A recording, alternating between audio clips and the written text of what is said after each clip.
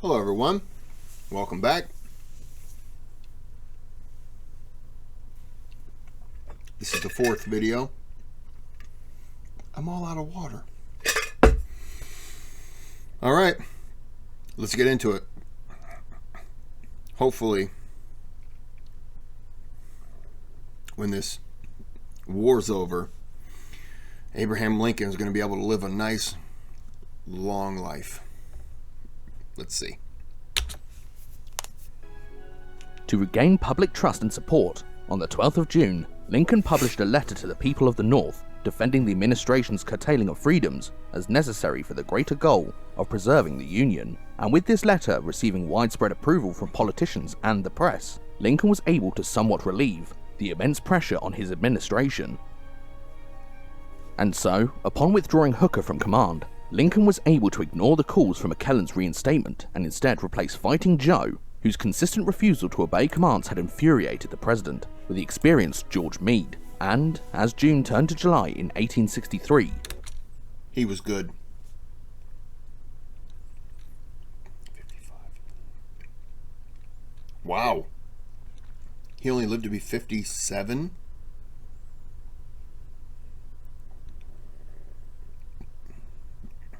$57-ish? I mean, this picture, I'm going to guess, is in the 1860s. And he looks like he's well in his 60s now, if not 70s. the fate of the No disrespect to George Gordon Meade. Brilliant military guy. United States hung in the balance. The Army of the Potomac and the Army of Northern Virginia were approaching. And I would be saying that about him even if he were in the Confederacy. Still, it doesn't, the side, which team you play for, doesn't change how good you are at something. You know what I mean? I'm a Detroit Lions fan. We've had Barry Sanders, we've had Calvin Johnson, we've had some greats. If they played on another team, it doesn't mean that they would be less or whatever.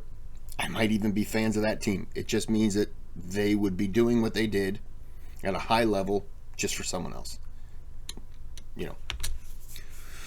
The bloodiest battle in American history near a small town in southern Pennsylvania, whilst in the west, General Grant had won a series of engagements along the Mississippi River and had a Confederate army under siege in the strategically important town of Vicksburg. And it was now that the weight of this war began to weigh heavily on Lincoln and his health deteriorating due to his anxiety.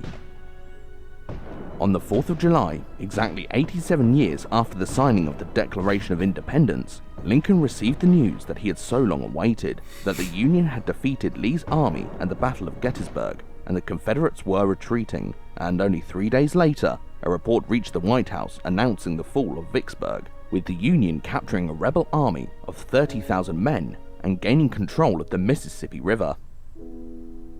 Lincoln was jubilant. However, this jubilation soon turned to fury when Meade's army failed to pursue and destroy Lee's shattered force, over which he stated, "Our army held the war in the hollow of their hand, and they would not close it." The president was beside himself with anger, and although he would later praise Meade for his great victory, Lincoln felt that the opportunity to end the war had slipped through the Union's grasp. And I want to say this, Lincoln was very difficult on his military commanders. And I think that it's easy to... He was...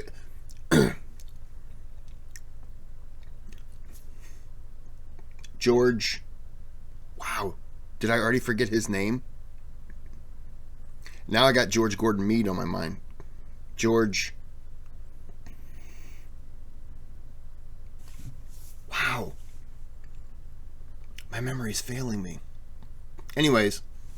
The one George was very good at building a military, but he was just scared to act with them. He'd have been good, as I said in the last one, he'd have been good to train people and then send them off to like Grant, Meade, whatever. Disperse those guys because they're ready to fight. But people like Meade and others, I think he's not there, so he doesn't see what they see. And of course, they can send him a telegram and tell him everything. But it doesn't mean that he necessarily is going to understand. He's not a military guy. So he's looking at things through this skewed, well, why can't you do that? Because it doesn't make sense, because he's not a military guy. So he doesn't understand that, oh, we can't just go and attack. We do have to bring supplies with us. We can't just, we have injured, we have wounded. We've got a lot of things that we have to do before we can just up and chase. And I think he was difficult on his guys, some deserving, but others not so much. During the summer of 1863, Lincoln began to feel the need to outline for his fellow Americans the larger significance of the war and what it was the men were really fighting and dying for, as after Vicksburg and Gettysburg, it appeared that the end of the conflict was in sight, and his opportunity came on the 19th of November when the president was asked to deliver a speech at the dedication of a cemetery at the site of the Great Battle of Gettysburg. Remember the 19th of November. I mean, the address the president delivered that day is remembered as perhaps the most famous piece of oratory in American history, and in only 272 words, Lincoln evoked the past, the present, and the future of the nation, broadening the significance of the war from the restoration of the Union to the extension of equality and the fulfillment of the principles espoused by the Declaration of Independence to all Americans. Lincoln opened his speech by reminding his audience that 87 years previously, quote, "Our fathers brought forth upon this continent a new nation, conceived in liberty and dedicated to the proposition that all men are created equal." Then, he further asserted that the soldiers who fell should not have done so unnecessarily, and that it was the duty of all to ensure that this was the case. And he concluded, with words that would echo through time, that, quote, "This nation, under God, shall have a new birth of freedom, and that the government of the people, by the people, for the people, shall not perish from the earth." In late 1863, the President and Congress began to consider plans for terms on which the Southern states would be permitted to re-enter the Union, and whilst there were sharp divisions between radicals and moderates, the former demanding a drastic reorganization of Southern social and economic life to ensure a complete equality before the law for African Americans, Lincoln managed to satisfy both with his plans, proposing to maintain the territorial integrity and legal structures of the South, whilst promising to use complete emancipation as a requirement for re-entering the Union. His remarkable political I've been getting paid $1,000 a month, if not more, just from this app on my phone. And I don't know if you can see this, but it's called Audible. Shut up. Liar. His remarkable political dexterity allowed him to please both factions of his Republican Party, as well as the Northern public at large, and on the 8th of March 1864, frustrated by the lethargy of Meade on the East Coast, and impressed by the successes of the Union's Western armies, Lincoln bestowed Grant with the rank of Lieutenant General, a rank only achieved by George Washington and Winfield Scott, and ordered him to take command of the Union armies. Ulysses S. Grant was hugely popular in the North, and his appointment also yielded political benefits, as Lincoln had with this promotion eliminated a potential rival in the upcoming presidential contest, and in Grant, Lincoln had at last found a direct, businesslike commander who he liked and trusted, and with the help of Lincoln's suggestions, Grant developed a strategy of simultaneous massive attacks on the Confederate heartlands, a sharp break from the maneuvering of previous generals. Whilst Grant's Army of the Potomac began to advance against Lee's forces, on the 4th of May, 3 days later, General William Tecumseh Sherman launched his campaign in the west to capture Atlanta, and so with Grant throwing his army against the Confederates. Quick side note, I don't know how accurate it is I'm trying to remember it, but William Tecumseh Sherman was born Tecumseh Sherman, and did his dad die young? And his mom sent him away to live with relatives or family friends, and the family friend took him in, and they wanted to give him more of a, I think they baptized him, and they wanted to give him more of a a Christian name instead of being named after, in their eyes, a savage, Tecumseh, the Native American War of 1812 and all that. Nothing but mad respect and props to Tecumseh from me. Just a great warrior, great leader. But anyways, they had given him another name, and they called him William. And so that's how William Tecumseh Sherman came around, is they wanted him to have more of a Christian name. I'm not 100% accurate on the father dying, but I do know that he was given that name, and I believe he was baptized by the friend of the family. And that family was connected. I think he even had, when William Tecumseh Sherman got married, I want to say there was a former president there. His family was connected. I think his adopted family, I think the guy was maybe a judge. I don't remember. Or maybe his dad was a judge. I don't remember. Losing 32,000 men in 2 weeks, with Lincoln's approval, the general continued to press Lee's army despite shattering losses. Meanwhile, from the 7th to the 8th of June 1864, the Republican convention met in Baltimore and nominated Lincoln as their presidential nominee for the November election. The decision, in the absence of a serious competitor, was near unanimous, and the convention also, upon Lincoln's suggestion, declared support for the creation of a constitutional amendment to abolish slavery across the entire nation.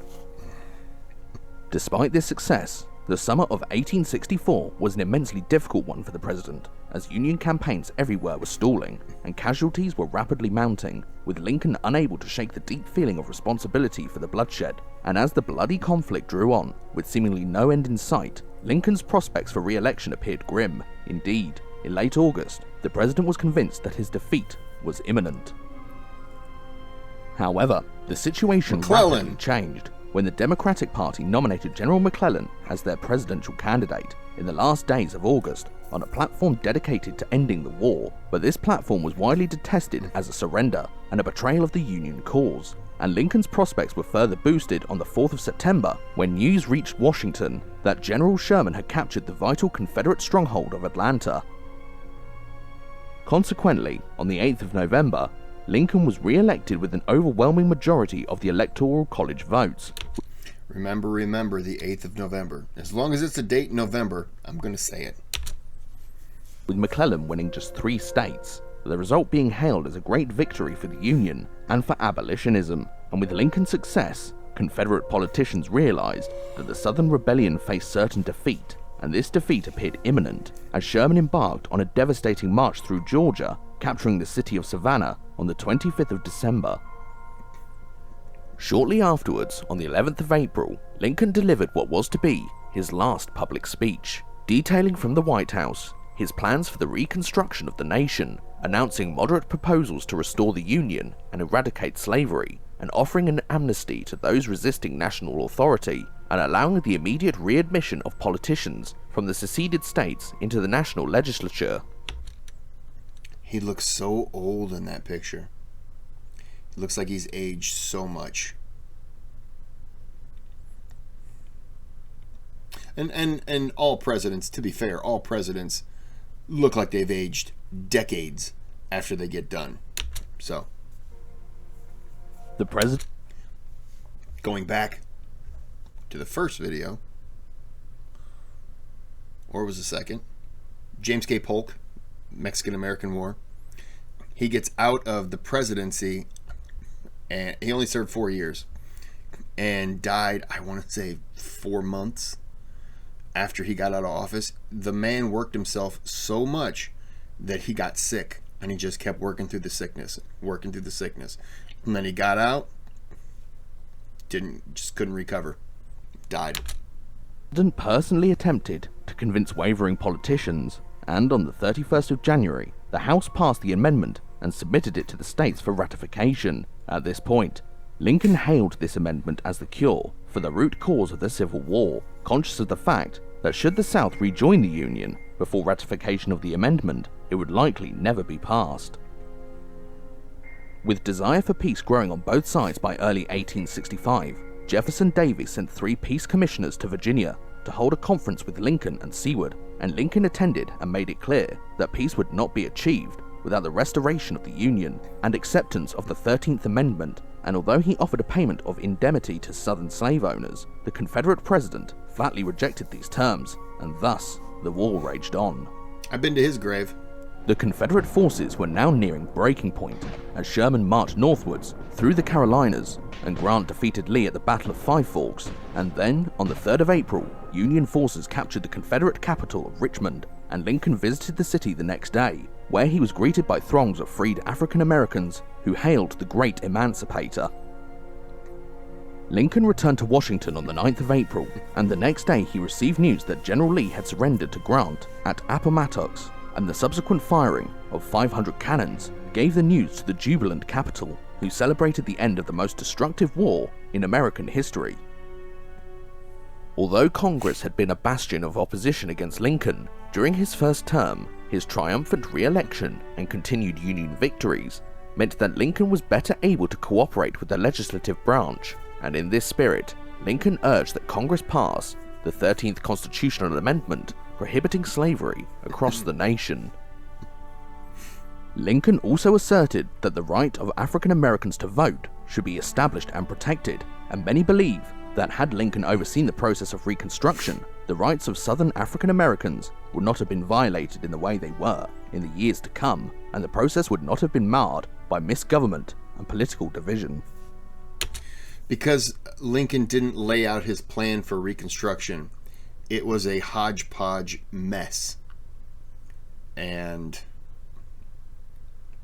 didn't achieve what it intended.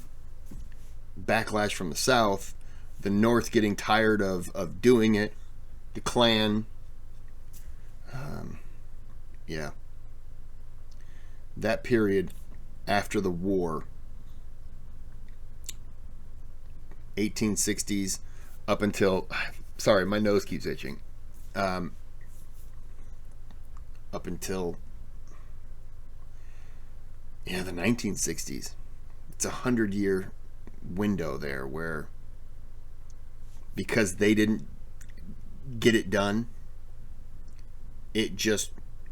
slavery was gone, but it prolonged the race oppression, and like they did with all the things leading up to the Civil War, where they would kick the can down the road and just, compromise here, compromise there, compromise, kick the can down the road, compromise, kick the can down the road. That's what this was. Because they weren't able to finish it, it just got kicked down the road until finally forced segregation, that's not it, forced desegregation, and that's been another 60 years. Nevertheless, the president was not able to oversee the healing of the country, which he had done so much to save, as on the evening on the 14th of April, while attending a play at Ford Theatre, Lincoln was shot by a Maryland actor and Confederate sympathizer named John Wilkes Booth. The bullet he fired entered the back of President Lincoln's head, and after many hours of unconsciousness, the 16th President of the United States died at 7:22 a.m. on the 15th of April, 1865. Because of his assassination, the government punishes us every year and makes us pay taxes. Remember the 15th of April. Doesn't have the ring, does it? Edwin Stanton, Lincoln's Secretary of War, who was beside the president upon his death, raised his hat. Now, Stanton announced, he belongs to the ages. He never said that. Not in that moment. He might have said it later, but everyone agrees he never said it in that moment. But it's a nice thing to say, so we remember it. Oh my gosh, it was a nice thing to say, so we remember it that way. That's what I was trying to say.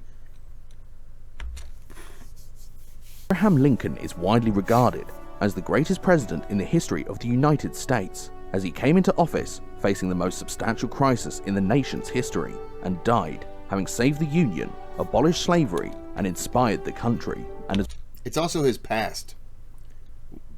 1 year of schooling combined, taught himself how to be a lawyer. Like,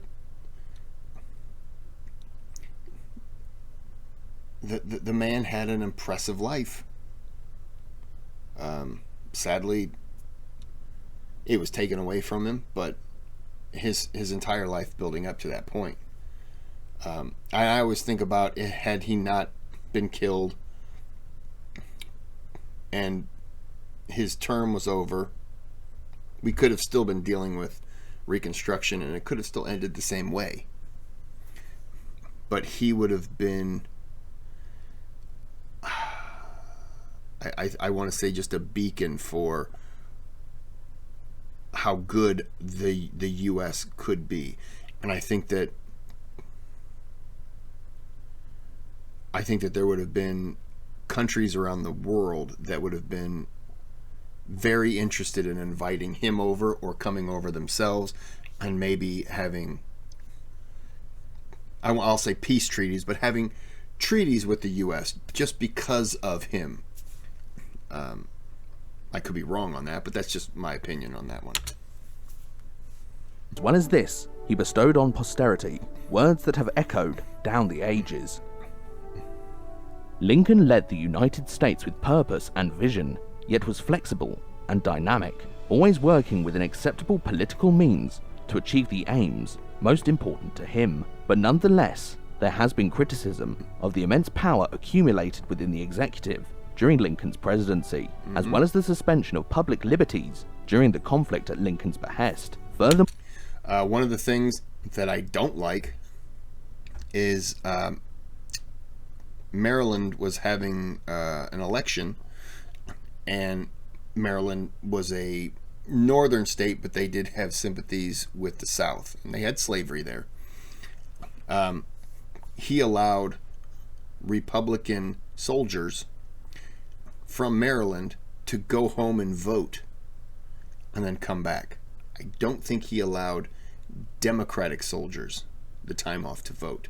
I think they had to do like a mail-in vote or whatever. I'm not saying their vote didn't count, but he allowed the other ones who were voting for him, hey, go ahead, go vote. That's a dick move. more, Lincoln's image is often tainted by the fact he oversaw the most brutal and bloody conflict in American history. Nevertheless, Lincoln is ultimately seen today by most people as the great emancipator who led the United States through its most terrible crisis, all whilst reminding the nation, and indeed future generations, what it was they were fighting for, and of the ideals upon which America was founded. Indeed, Abraham Lincoln, just like the soldiers whom he so memorably commemorated at Gettysburg in 1863, gave his life so that the nation might live. What do you think of Abraham Lincoln? Was he a skilled politician and orator who used slavery as a political maneuvering tool? Or was he the great emancipator, a giant of a man, not only in stature, but in foresight, achievements, and intellect? Please let us know in the comments section. He wasn't perfect. We've never had a perfect president because we've never had a perfect person. He wasn't perfect. He did wrong things, as I said about the soldiers going back to Maryland. And I'm not 100% accurate on that one either. I'm trying to remember it from, I think it was a book, A. Lincoln, by Ronald C. White Jr. Great book, by the way. But, I mean, you know, we know what he did that was good. One thing people don't know about Lincoln, and I hate to be the one to break news on this, the guy loved cocaine. That's not true at all. All right. I'm not going to lie on there. Okay. Yeah. Oh, man. He's just... You know how many times that man was in the office just smoking crack, having meetings, and they were like, come on, man. What are you doing? He was just like, come on, baby. Come on, baby. I need it. I need it now, baby. All right. I'm just going to end this now. I'm just tarnishing Abraham Lincoln. Just joking. All right. Like and subscribe. What was this again? The People Profiles. I've already subscribed. They have one on Robert E. Lee, which I'm going to do, and they have another one on Grant, which I'm going to do. They have one on Winston Churchill. They have one on Dwight Eisenhower. They have they have one on Caesar. They have a Caligula. They just have a bunch of them. Scroll through, find something. If you scroll through and you see something and you're like, hey, stupid, do this, then I'll do it. I prefer if you didn't call me stupid, though. But if you said it lovingly, it's different. I'm going to end this here. I'm going to end the video right